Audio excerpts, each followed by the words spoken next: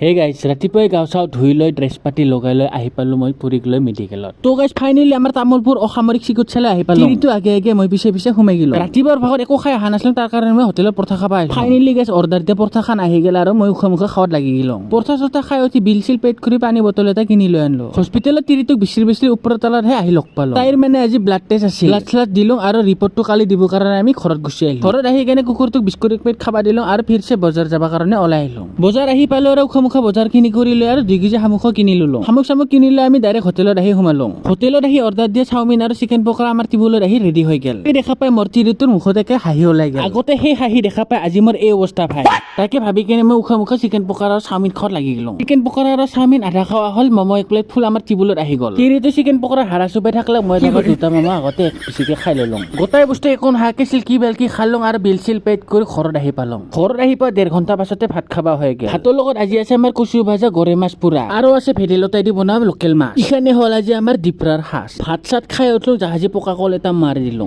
ইটা বাজিল 4টা গাড়ীত দোকান যাব কাৰণে বস্তুগিলা বান্ধি ললো তো গাইছ ফাইনেলি আহি পালো মই দোকান গৰমত ওলাই গৈছি মোৰ জান আজিলে ভিডিঅ'টো ইমানতে সামৰিলো আকৌ এটা নেক্সট ভিডিঅ'ত লগ পাম বুলি আশা কৰিলো।